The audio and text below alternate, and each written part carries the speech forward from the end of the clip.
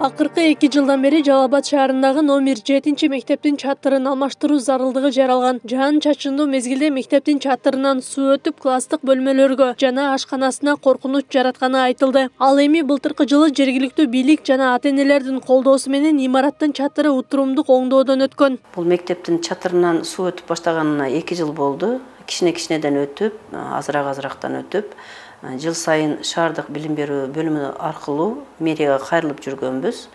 Азыраак-азырактан утурумдук ремонтторду кылып жүргөнбүз. Бирок азыр мектеп толугу менен чатырды алмаштырууга муктач, мектеп имараты.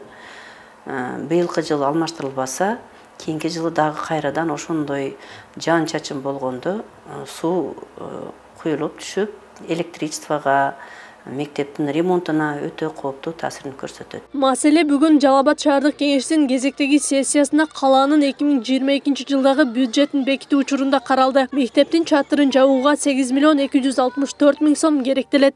Биз билим берүүнүн бардык зданиясынан баштап, жылуулук системасынын үстүнө крышасына чейин акча каражатын бөлүп жүрөбүз. Булардын жылдык мугалимине чейин акча каражатын бөлүп жүрөбүз. Бүгүн 3 февралда Жалал Абад шаардык кеңешинин кезектеги сессиясында күн тартибине 3 маселе коюлду. Анда Жалал Абад шаардык кеңешинин 2022 жылга карата иш планы жана 2022 жылга шаардык бюджетти бекитүү жөнүндө маселелер каралды. Жылдагынан быйылга бюджеттин өсүүсү байкалууда бизде.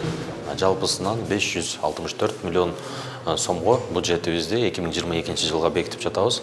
Бир айдын ичинде бюджет комиссия өзүнүн атайын комиссиянын ичинде бюджет маселесин карап чыгып, ал жерде толуктуу өзгөртүүлөр менен деп сессияга сунушталган. Бүгүн сессияда каралып, толуктуу өзгөртүүлөр киргизилет.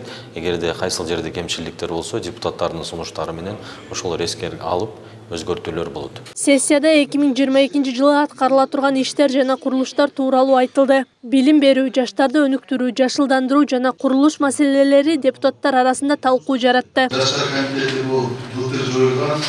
Ошол өзүнчө жаштар комитети өзүнчө болгон үчүн 3 миң сом акча каражат бөлүнгөнүн каралган. 1 миң сомго жакын акча каралып, ал каражат толугу менен освоение болбой жылда астана талкууланды. Ошол мурдагы жылда болгон фактылардын негизинде 150 миң сом тегерегинде акча коюлду. Айсулуу Тырмеков айтып атат. Билеги күчтүү бирди жыгат дейт, билими күчтүү миңди жыгат деп туруп Кремльде сүйлөдү ушу сөзүнчү. Биз качан гана билимдүүлөрдү колдонбойм, билеги күчтүүлөр алдыга жылбайт деген сөзүн конкреттүү айтып атат да. Азыр бул жерде 150 миң сом бөлүп атабыз. Анан кийин спортчуларга моундай депчи. Мен каршы эмесмин, бирок 3 миллион бөлүп туруп жаштарды көтөрбөйлү шаарда.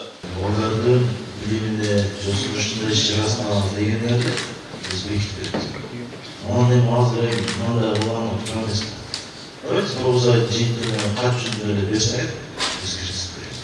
Жалал Абад шаарынын бюджетине 2022 жылы каладагы социалдык мекемелер оңдоп түзөөдөн өткөрүлүп, саркынды суу топточу жай реконструкцияланып, жаңы эс алуу багы, тазалык техникалары, электрондук автобустар алынып, көчөлөргө күндөн энергия алуучу жарыктандыруулар орнотуулары маалым болду. Бюджеттин көпчүлүк бөлүгү СОС тармакка бурулуп атат. Анан элдин жашоо шартын жакшыртуу үчүн шаарда инфраструктураларга дагы бөлүнүп атат да. Эми биз мындай айтканда баарын тегиз алып кетип атабыз. Анан курулуш иштери дагы быйылкы жылы өтө көп болот десек болот да. 2022 жылы Жалал Абад шаардык бюджети 564 миллион сомдон ашып, былтыркыга караганда 35 миллион сомго көп болгону кабарланды. Акылай Карабаева, Аскар Маматисаков, Регион.